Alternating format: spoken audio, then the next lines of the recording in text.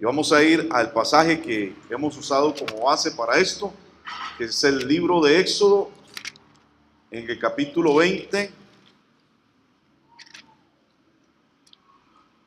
verso 4. Dice: no te harás imagen ni ninguna semejanza de lo que esté arriba en el cielo, ni abajo en la tierra, ni en las aguas, ni debajo de la tierra. Hay una razón por la cual lo menciona de esa manera específica.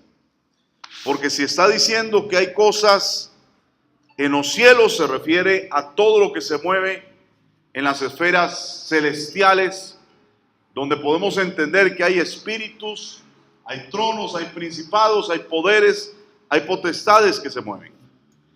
Y también se refiere a las cosas de la tierra, a las cosas que podemos ver con nuestros ojos naturales, sean personas, sean imágenes de animales o de gente que admiramos o de personas que ya murieron y que ya no están en la tierra. Pero también dice aquellas que están abajo de la tierra. Nos está hablando de algo que tal vez no lo mencionamos así dentro de la iglesia, pero me gusta usar esta palabra para que usted se relacione con ella.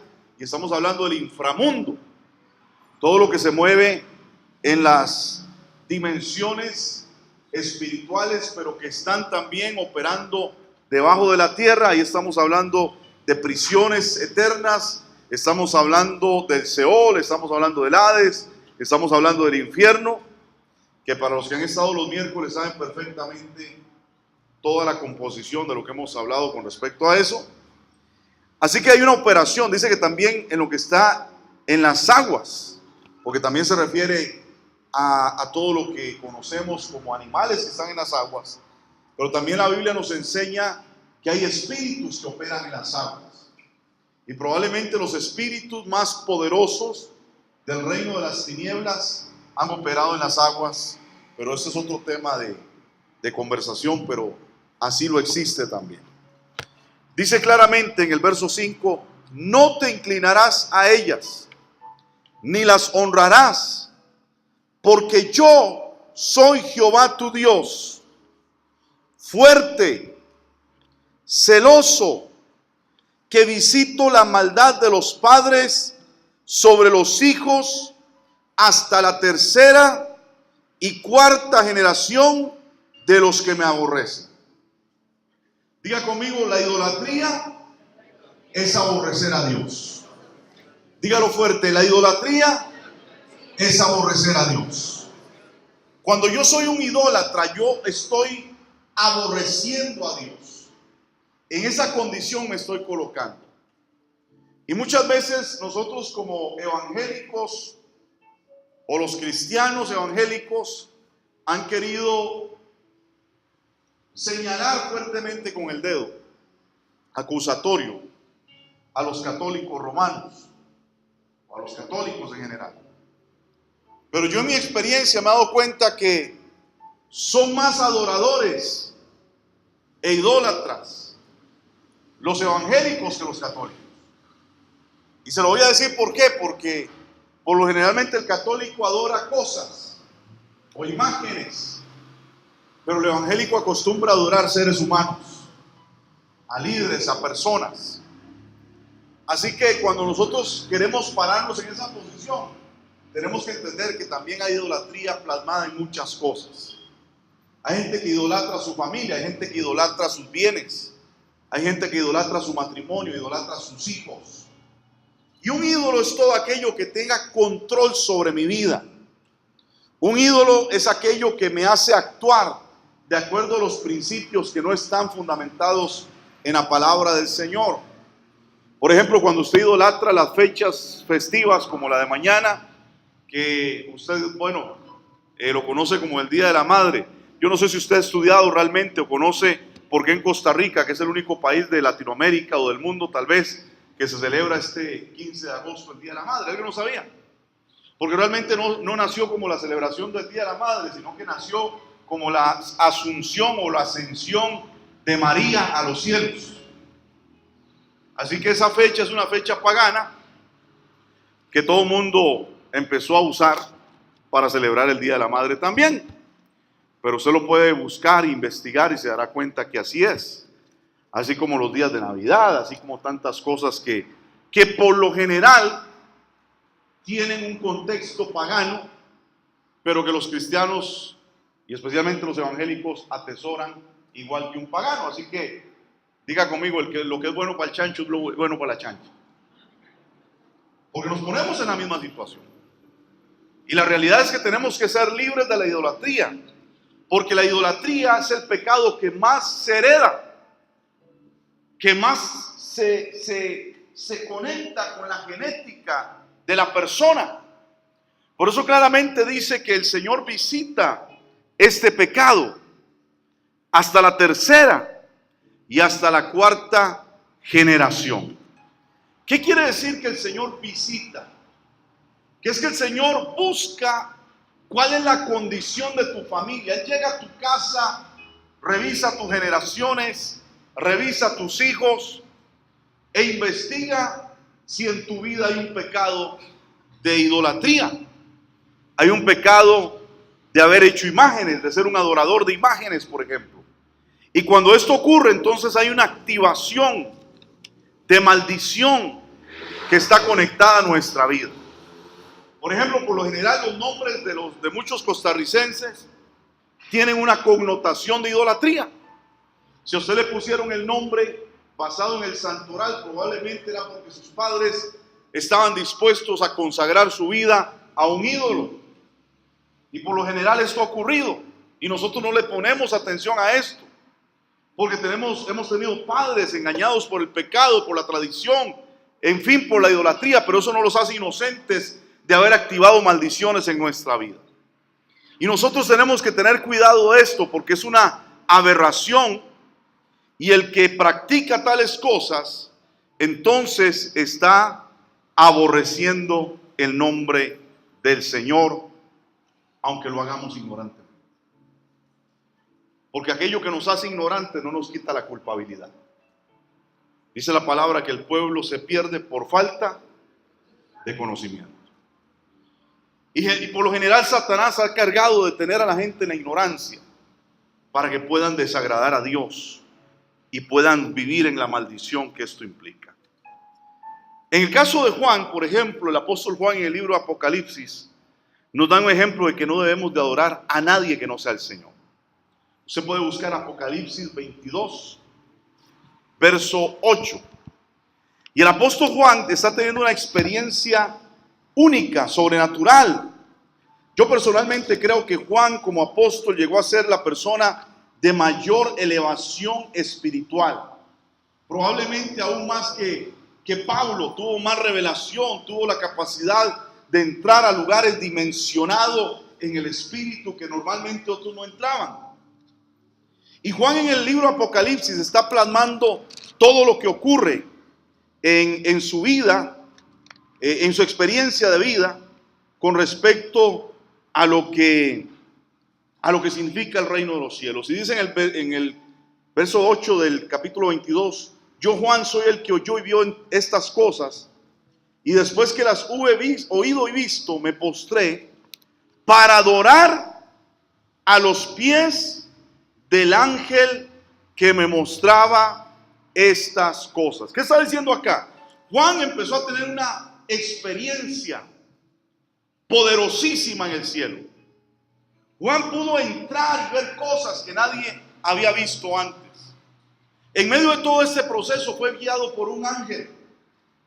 Y el ángel empezó a mostrar todos los espacios y dimensiones, o algunas que pudo ver allá en los cielos. Y Juan se sintió tan abrumado y tan impresionado que él inmediatamente empieza a postrarse a los pies de este ángel y empieza a adorar. Y esto le tenemos que poner mucha atención, porque por lo general lo que nos impresiona es lo que queremos adorar.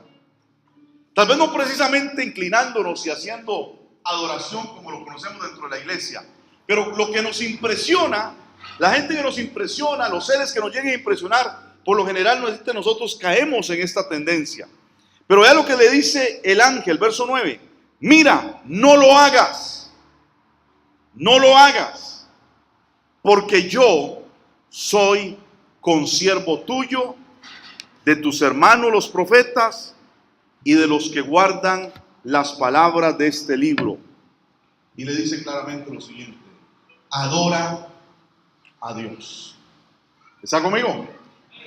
Entonces, eso que se ha cultivado dentro de la iglesia cristiana, de darle cierta exaltación a ciertos personajes o a seres espirituales, a un grado tal vez de admiración, pero también de contemplación, de idolatría, nos hace ignorar que también nosotros somos personas que Dios tiene en una gran alta estima.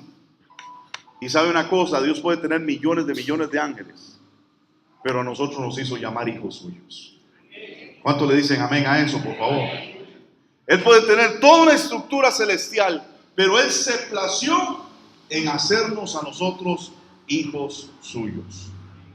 Entonces Juan nos enseña aquí en este pasaje, o el Apocalipsis a través de este ángel, que nuestra adoración tiene que ser exclusivamente dirigida al Señor. El tema de las imágenes, por ejemplo, es un asunto que viene trabajándose dentro de la iglesia desde el año 300 después de Cristo. Y se motivó esta situación en la cristiandad. ¿Por qué? Porque cuando Constantino se constituye el primer papa que existe en la historia, él toma control. Constantino era el emperador de Roma. Él toma control de la iglesia y lo que hace es mezclar lo que era el culto al emperador con lo que estaba haciendo la iglesia, y se dio como resultado la idolatría. Y esto se convirtió en un conflicto al inicio, pero poco a poco se fue normalizando dentro de la iglesia. Y ninguna escultura, amados, ninguna imagen que yo pueda hacer puede representar a Dios en ninguna manera, y mucho menos se le puede dar culto. No hacerse una imagen de cualquier cosa es lo que Dios nos está diciendo. Pero la palabra idolatría y el concepto que Dios quiere establecer en el no hacerse imágenes, quiere decir con el cómo se graban los ídolos en nuestra mente y en nuestro corazón. Porque la contemplación es lo que Satanás busca que nosotros hagamos. Yo estaba viendo hace unos días a un falso maestro que usa la iglesia católica y lo sacan por su canal de televisión EWTN. Y él supuestamente era un pastor y se volvió al catolicismo. Y él ataca todos los puntos que normalmente son divergentes entre la iglesia católica y la iglesia evangélica. Pero lo que nos dice es: ¿por qué nos critican por tener imágenes? ¿Por qué nos critican por tener imágenes? Y él decía: nosotros no adoramos imágenes. Nosotros lo que hacemos es contemplar las imágenes. Escucha eso. Porque cuando nosotros, por ejemplo, tenemos la foto de la Virgen María, es como si tuviéramos la foto de nuestra mamá en la billetera. Y cuando contemplamos esa imagen nos da una conciencia de lo que ella significa para nosotros. Entonces nosotros cuando la vemos, decía él, y tomaba una foto de la supuesta Virgen María, nosotros la contemplamos y decimos: te amo, madre, eres especial para mí. Y el observarla y contemplarla es lo que marca nuestra vida. Y precisamente eso es lo que Satanás busca, que usted sea marcado en su vida. ¿Por qué? Porque esas marcas se convierten en heridas en el alma. Y cuando esa contemplación provoca una herida en el alma, esa herida se convierte en una puerta o en un portal espiritual a través de lo cual los demonios pueden entrar a su vida y te pueden controlar. Yo una vez expliqué cómo funciona eso, y la mejor forma para mí de explicarlo es a través de la fotografía. Cuando usted, por ejemplo, usaba las cámaras antiguas que usaban rollo, ¿verdad? ¿Alguien se acuerda de esas cámaras? Muy bien, entonces está viejo. Sí, pues los jóvenes hoy no conocen esas cámaras. Con las cámaras que usaban rollo, se llaman cámaras fotográficas porque son una cámara donde entra la luz. Entonces lo que hacía el lente de esa cámara era que cuando usted accionaba el mecanismo, abría el lente y la luz entraba por ese lente y permitía que la imagen que estaba captando penetrara en la cámara y por medio del efecto de la luz marcara o grabara la película que estaba en ese rollo. Así es como se hacía una foto antes. Entonces, ¿qué fue lo que pasaba? Usted llegaba y sacaba fotos. Cuando las iba a revelar, por el proceso químico, etcétera, usted obtenía las fotografías. Pero de vez en cuando, usted revelaba fotos que salían mal. Y usted se da cuenta que habían fotografías donde venían como dos fotografías montadas una sobre la otra. ¿Por qué sucedía eso? Porque cuando usted accionó el dispositivo de la cámara, el rollo no se corrió adecuadamente. Entonces en la siguiente toma se abrió la cámara, captó la imagen y quedaron las imágenes plasmadas en el mismo cuadro de la película. Y eso era lo que sucedía con las cámaras. Dice la palabra del Señor que en cierta medida nosotros funcionamos, dice algo que nos demuestra que en cierta medida nosotros funcionamos como una cámara fotográfica. Porque dice la palabra que nosotros tenemos un ojo, diga conmigo, yo tengo un ojo. Y ese ojo determina muchas cosas en nuestra vida. Jesús dijo, si tu ojo está lleno de luz, ¿qué es lo que va a suceder con todo tu ser? Pues todo tu ser estará lleno de luz. Pero si tu ojo es malo, ¿qué es lo que va a suceder? Todo tu ser estará lleno de maldad. Entonces, si hay un elemento importante en nuestra vida que tenemos que cuidar, es lo que ven nuestros ojos. Hay una canción que de niños nos enseñaban que decía, cuidado tus ojitos, lo que ven. Y eso tiene un sentido espiritual, porque todo lo que tú ves va marcando tu vida. Y cada vez que ves cosas y más cosas y más cosas, son como esa cámara fotográfica que permite que entren imágenes dentro de tu ser. Y de repente empieza a codificarse tu vida de tal manera que todas esas imágenes han provocado heridas en tu corazón, marcas en tu alma, que se convierten como en cicatrices. Y que de repente las cicatrices, cuando se vuelven añejas, ya usted no siente nada. Por ejemplo, los que empezaron a ver pornografía algún día, o los que hemos caído en ese pecado en alguna ocasión. Primer día que usted vio una revista pornográfica, probablemente a usted le temblaban las piernas y se sentía abrumado o asustado. Pero cuando lo siguió haciendo, tarde o temprano se dio cuenta que estaba viendo hasta las aberraciones más grandes y para usted ya no significaba nada. ¿Por qué? Porque el pecado que entró por tu vista cauterizó tu conciencia. Es más, véalo así. Cuando yo estaba chiquillo, tenía como 7 años, me llevaron a una campaña evangelística. Y en ese tiempo la estrategia para evangelizar era asustar a la gente. Asustar a la gente para que la gente se convirtiera por susto. Entonces había una película que pasaban en las campañas evangelísticas que se llamaba El infierno ardiente. Ay, hermano, cuando ponía esa película, a uno se le aflojaban todas las cosas. Yo recuerdo que de 7 años me lleva una señora, vieja irresponsable, con mi mejor amigo, era su hijo, a ver esa campaña evangelística donde pasaron en una pantalla gigantesca la película. Mire, amado, salía gente decapitada, ponían el infierno, salían bichos raros. Nosotros nos pusimos a llorar. Y yo me acuerdo que estaba con mi amigo abrazado, con los ojos cerrados, temblando como conejos. Y mi amigo le decía, mami, llévenos a la casa. Y yo y doña Alicia, llévenos a la casa. Entonces era tanto el llanto que ya no subía a la casa. Claro, cuando íbamos a la casa íbamos atormentados. Yo me había portado mal en esos días, ¿saben? Sí.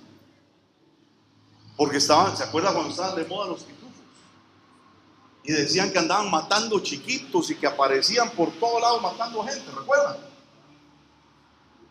En ese tiempo una compañía de refrescos hizo una promoción y sacó unos pitufos que se pegaban en la red. Mire, amado, y para mí ver cosas que nada que ver con la iglesia era pecado capital. Pues yo me escondí unos pitufos debajo de la cama. Y yo venía atormentado pensando en los benditos pitufos. Cuando llegué a la casa, que veníamos llorando, lo primero que hice fue levantar el colchón para sacar los pitufos y habían desaparecido.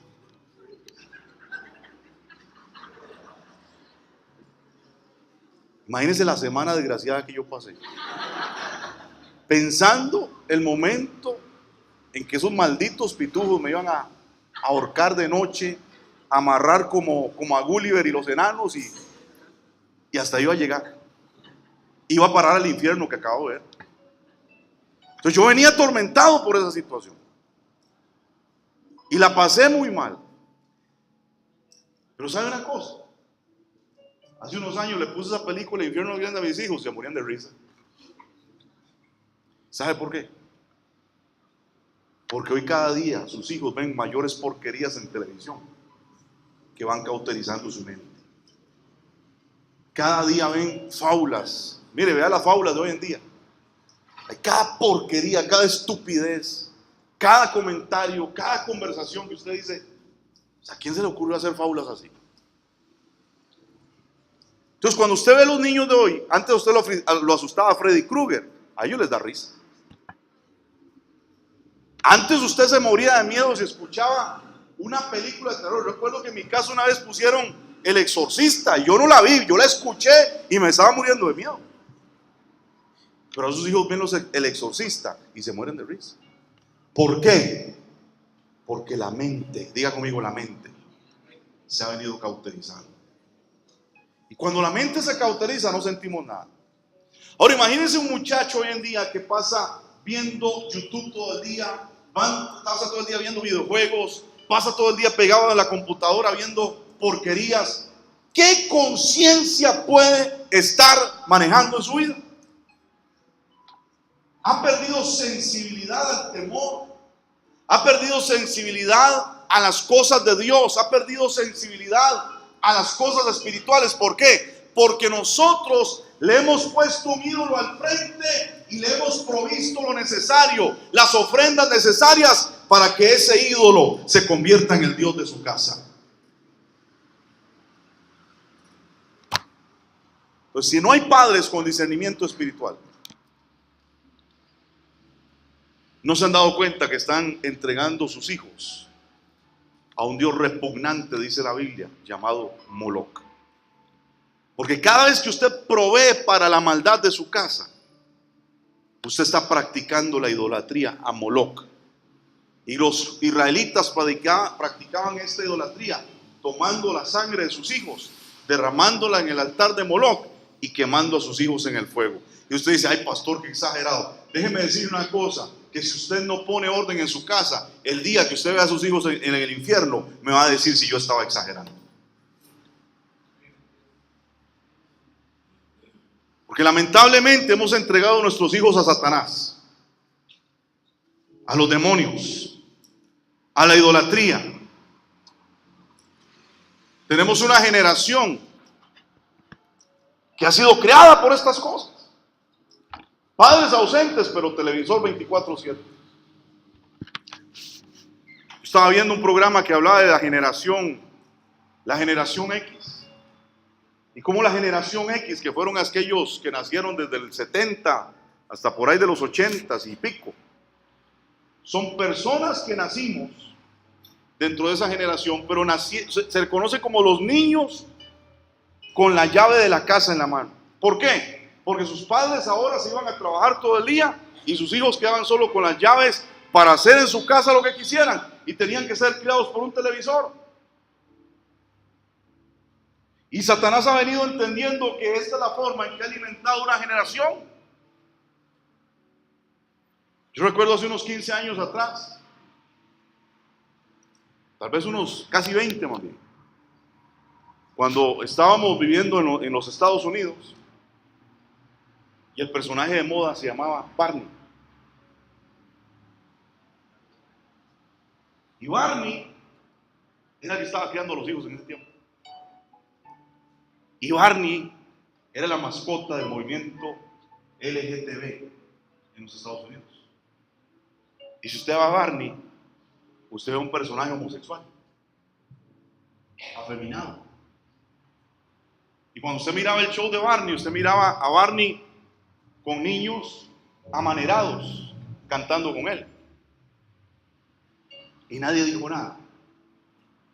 Y hoy tenemos una generación plagada de homosexuales. Porque Satanás se ha encargado de hacer lo que los padres no hacen: instruir al niño en su camino para que cuando sea viejo nunca se aparte de él. Entonces todo lo hemos visto normal. Todo lo hemos visto como una moda. Todo lo hemos visto como, ¿qué se va a hacer si todo el mundo lo está haciendo? Déjeme decirle que sin santidad nadie verá al Señor. Y que Él visitará la maldad suya, la maldad de sus hijos, la maldad de sus nietos, la maldad de sus bisnietos, de generación en generación, y traerá los justos juicios por el aborrecimiento que usted ha tenido al Señor. Tenemos que empezar a ordenar nuestros caminos, amados, porque hemos permitido que los ídolos se graben en el corazón de nuestras generaciones.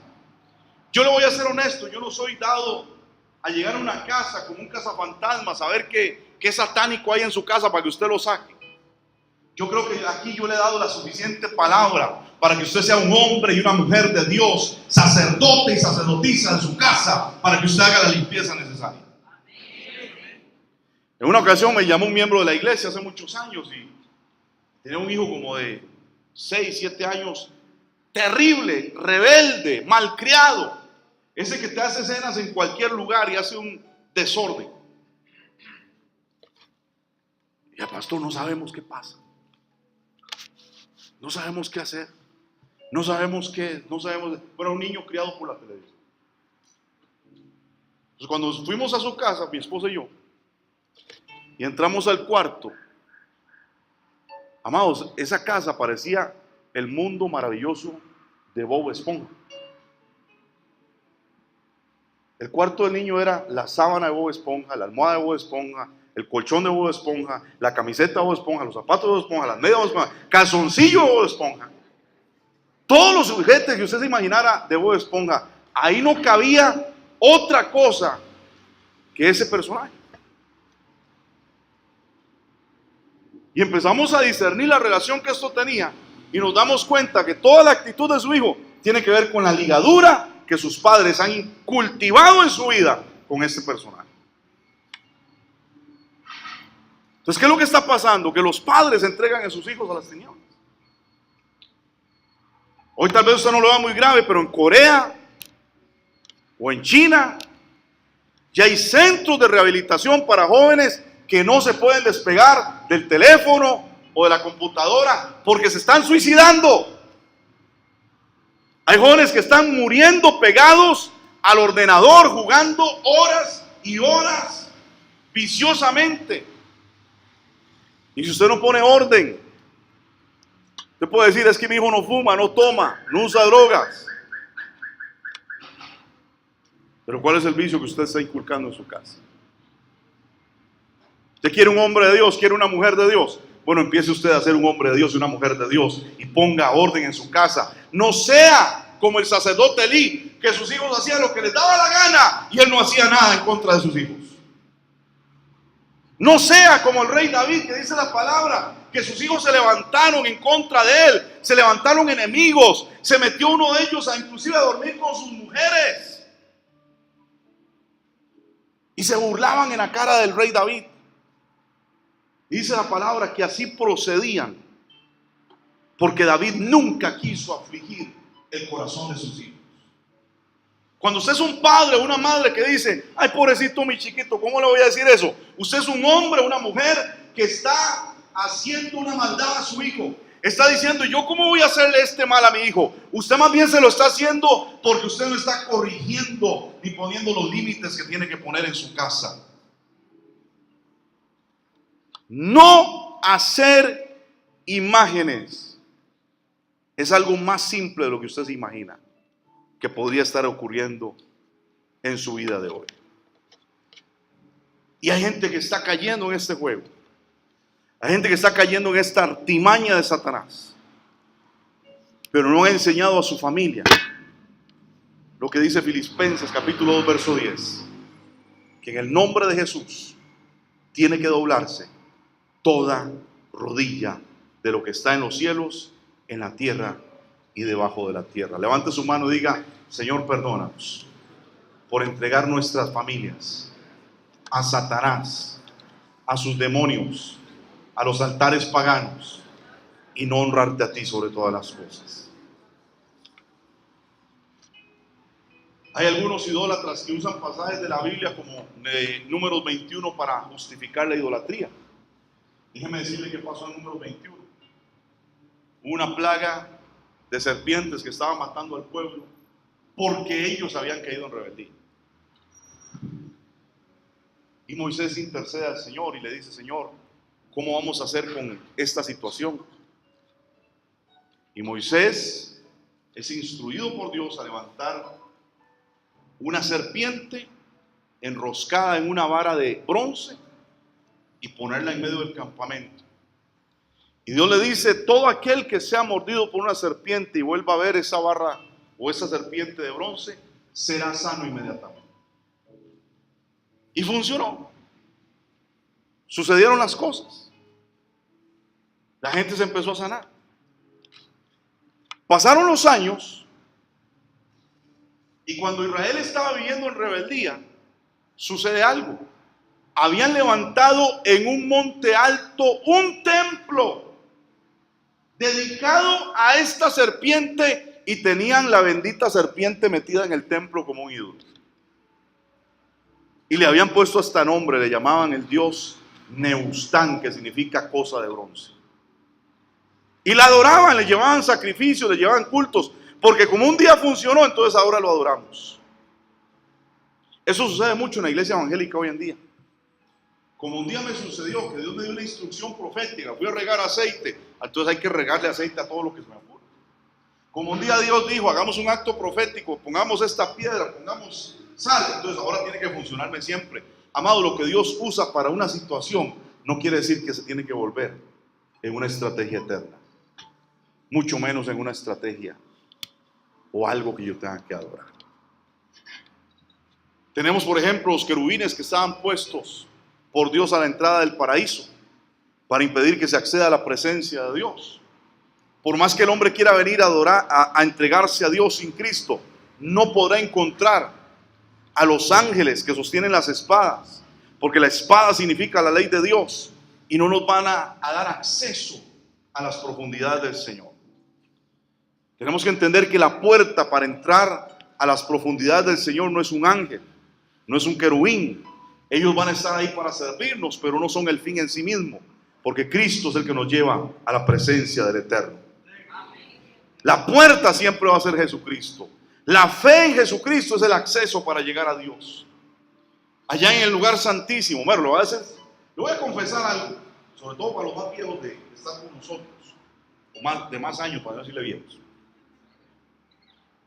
Vamos, cuando yo llegué a la iglesia por primera vez, a mí se me revolvió el estómago, porque lo primero que vi en el altar fue un arca del pacto de estereofón. Como 350,000 pesos costó en aquella época, hablando más de 15 años, un arca de estereofón que estaba en el altar. Y a mí me dio un choque, por eso usted me veía marcado otra vez de iglesia. Yo no quería estar en esa iglesia, a veces esta iglesia está endemoniada. Porque la palabra dice que nunca te harás otra arca. Nunca la traerás a memoria. Nunca la volverás a hacer. Pero hoy en día hemos estado tratando de volver a tomar esos elementos y a ponerlos en los altares evangélicos como algo muy lindo, pero algo que puede traer confusión a la iglesia.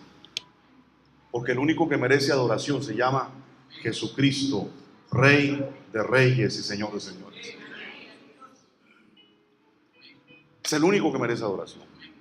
Cuando usamos elementos en la iglesia, que coronas, que espadas, que mantos, y empezamos a usar esas cosas para idealizar el reino, estamos pecando. Estamos cayendo en idolatría. Cuando creemos que estos elementos nos van a hacer más santos, estamos pecando. Un profeta que yo tuve que quebrar de la iglesia y que más de uno se fue detrás de él, manipulado y engañado. Era un profeta que andaba enseñándole a las ovejas de la iglesia a levantar altarcitos en su casa. Entonces yo llegué un día a su casa, me dice, venga para enseñarle lo que estoy armando. Ya tenía su lugar especial con su grabadora, con su musiquita, con su cojincito, sus velitas. Entonces cada vez que el tipo quería conectarse con Dios, ponía la musiquita, encendía las velitas, se arrodillaba en ese lugar. Yo le decía, ¿qué estás haciendo? Ah, no, es que aquí está la presencia de Dios. Disculpa, la presencia de Dios está aquí adentro. Y donde yo esté está el Espíritu del Señor. ¿Me está comprendiendo? Pero hay gente que sutilmente empieza a meter estrategias de idolatría y todo el mundo se la cree. Tenga cuidado. Diga conmigo, yo soy el templo del Dios viviente. Dígalo fuerte, el Espíritu de Dios habita en este lugar, en mi vida, si yo estoy en santidad. Entonces no somos llamados a adorar estas cosas ni a dejarnos engañar con ellas. Dice la palabra que aún Lucifer o Satanás se viste como ángel de luz, amén. Manipula corazones para que le adoren a él.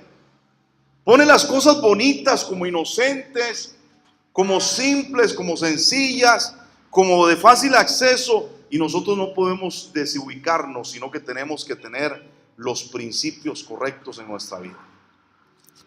2 Corintios 11:14 dice, y no es maravilla porque el mismo Satanás se disfraza como ángel de luz. Así que no es extraño si también sus ministros, amados, se disfrazan como ministros de justicia cuando son hijos de Satanás. También nosotros hemos caído en la adoración de seres humanos, de personas, la idealización. Hemos caído bajo el control de personas a las cuales le hemos dado un lugar que no corresponde tener en nuestra vida. ¿Cuáles son las consecuencias de esto? Vamos a leer un pasaje rápidamente que está en 2 de Reyes 21:3.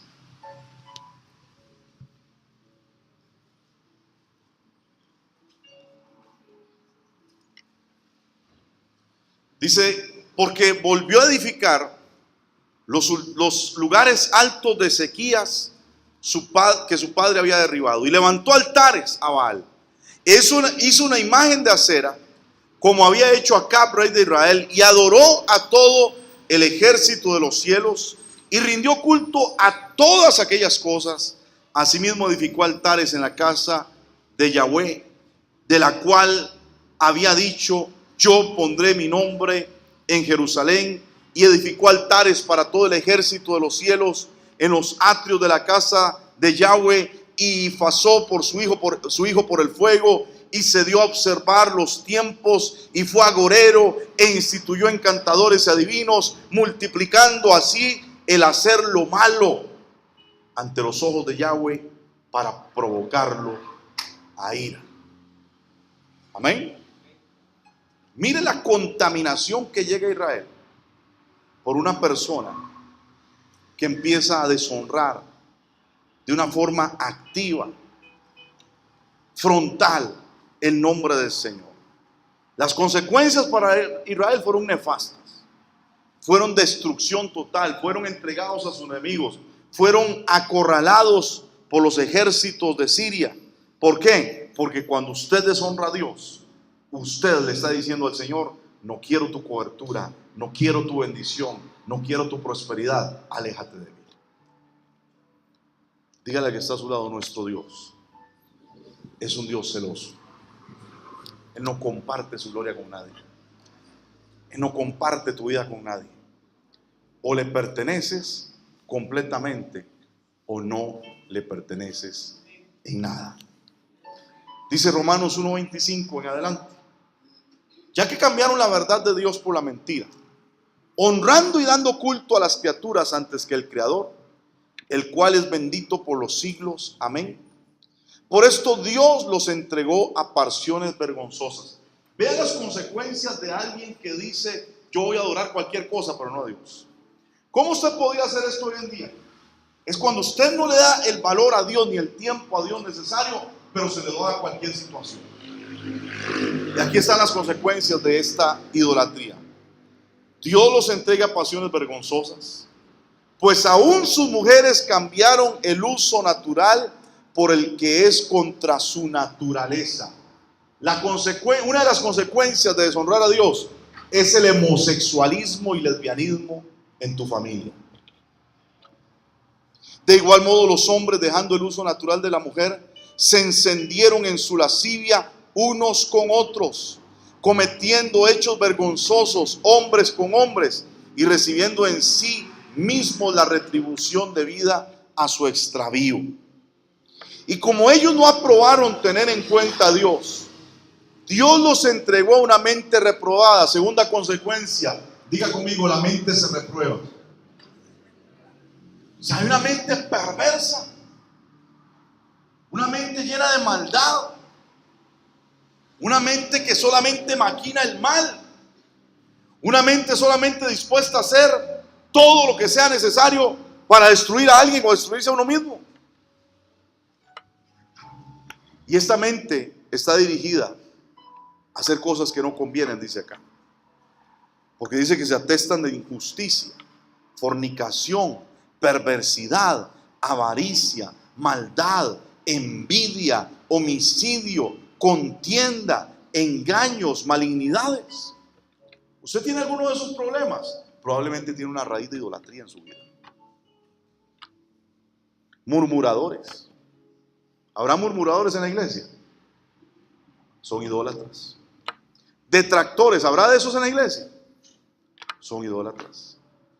Aborrecedores de Dios, injuriosos, soberbios, altivos, inventores de males, desobedientes a los padres. Apunte esta: la rebeldía de los hijos es una consecuencia de la idolatría que usted ha provocado en su casa. Seguimos.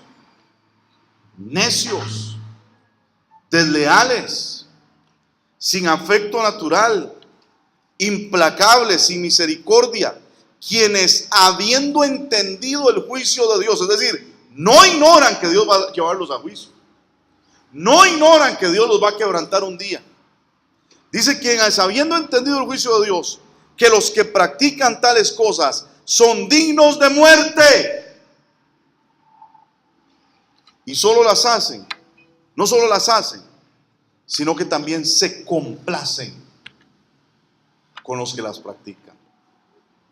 Aplauden al rebelde, aplauden al idólatra, aplauden al fornicario, aplauden al que hace maldad, aplauden a aquel que quiere aborrecer a Dios.